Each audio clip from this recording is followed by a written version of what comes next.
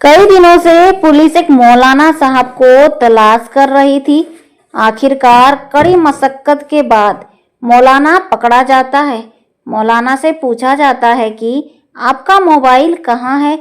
मौलाना ने शायद यह समझा था कि उसके मोबाइल में जो भी चीजें थी वो डिलीट हो चुकी हैं और कुछ ऐसी चीजें थी जिन्हें वो महसूस भी नहीं कर पाए थे कि वो उसकी इनर मेमोरी में सेव थी।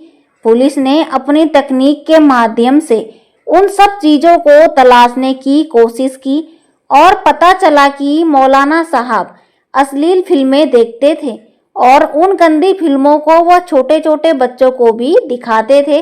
दरअसल आज की कहानी के माध्यम से हम यह जानने की कोशिश करेंगे कि यह कहानी कहाँ की है, वो बच्चे कौन थे और आखिरकार उस मौलाना की पोल कैसे खुली। फिलहाल अब क्या हो रहा है और भविष्य में उस मौलाना के साथ क्या क्या होने वाला है। दरअसल मौलाना बच्चों को कहता था कि यदि तुमने किसी से कुछ कहा तो जिन्नात तुम्हारे घर में आ जाएंगे और तुम्हारे अम्मी अब्बू को हमेशा के लिए मार डालेंगे, और इसलिए बच्चे शांत रहते थे। आज जो सच्ची घटना मैं आपके सामने रखने जा रही हूँ, यह सच्ची घटना उत्तराखंड प्रदेश के एक जिले उधम सिंह नगर की है और उधम सिंह के एक शहर रुद्रपुर में घटी है। दरअसल यह घटना रुद्रपुर कोतवाली क्षेत्र के एक गांव मलसी की है। बात हो रही है 16 अगस्त 2024 की। दोपहर का समय था। एक बच्ची जो अभी कुछ ही देर पहले मस्जिद में मौलाना साहब से पढ़कर घर आई थी, पूरी तरह से गुमसुम और परेशान थी। उसकी माँ ने पूछा कि बेटा क्या बात है, तुम इतनी गुमसुम और परेशान क्यों हो। वह लड़की डरने और कांपने लगी। माँ ने अपनी बेटी को पास बिठाया, उसकी मनपसंद चीज खाने को दी। खाने के बाद जब वह लड़की थोड़ी सी नॉर्मल हुई तब माँ ने पूछा कि बेटा बताओ, थोड़ा तो बताओ तो सही, क्या दिक्कत है, क्या परेशानी है। लड़की कुछ बोल नहीं पाई। इसके बाद माँ पास में ही मौजूद दूसरे बच्चों के पास गई, क्योंकि उनकी बेटी का उनके साथ उठना बैठना ज़्यादा था। उन बच्चों से भी पूछा गया तो वो भी घबराने लगे।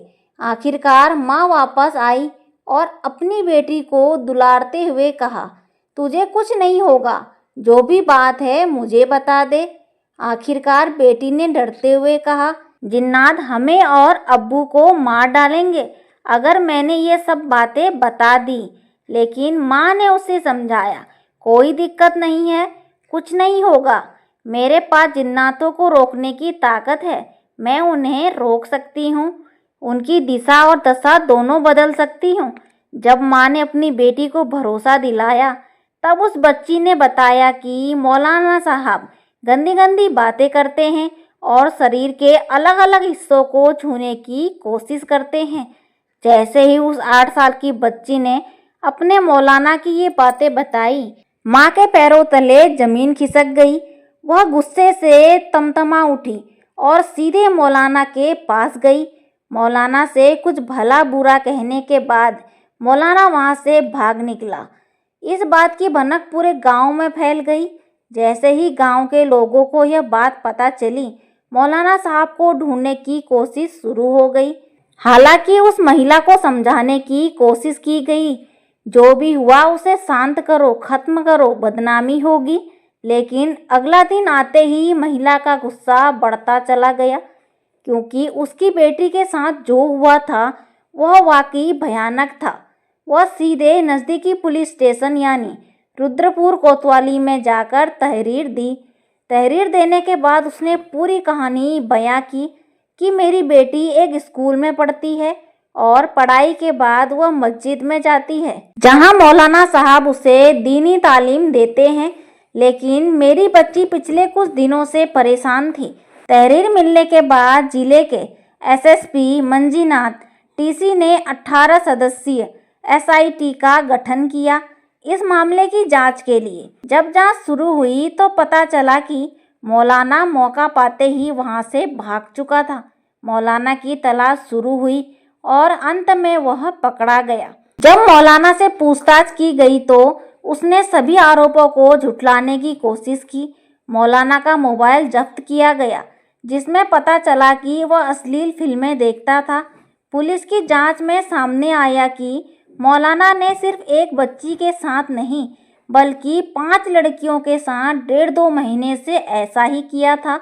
उसने सभी बच्चियों को धमकाया था कि अगर उन्होंने यह बात किसी को बताई तो जिन्नात उनके परिवार को मार डालेंगे। इस पूरी घटना ने पूरे गांव को हिला कर रख दिया।